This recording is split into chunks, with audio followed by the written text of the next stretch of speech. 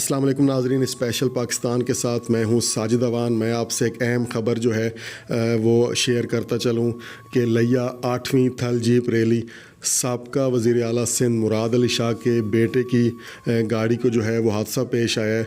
मैं आपको इसकी तफसील बताता चलूँ कि उनका बेटे जो हैं वो जो जीप रैली का ट्रैक है उसका जायज़ा ले रहे थे और इसी दौरान जो है जो मिड पॉइंट है चौबारा से 10 किलोमीटर दूर तेज़ रफ्तारी की वजह से जो है उनकी जीप को जो है वो हादसा पेश आया।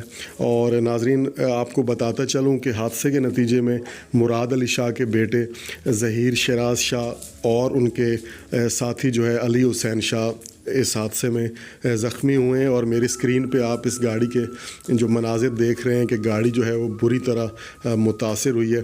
ज़ख्मियों को जो है वो मुल्तान के एक निजी अस्पताल मुंतकिल कर दिया गया है। और हादसा मौज़ो राग खैरे वाला के खो चा गंजी वाला में पेश आया है।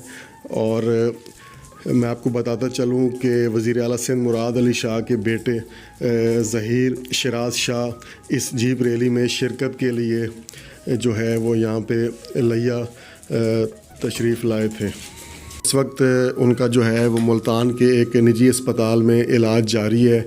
और मज़ीद तफसील मैं आपको नेक्स्ट वीडियो में बताऊँगा कि वो अब इस 8वीं थल जीप रैली की रेस में जो है वो शिरकत कर सकेंगे या शिरकत नहीं कर सकेंगे ज़ख्मी होने की वजह से और बहुत ज़्यादा चोटें लगने की वजह से।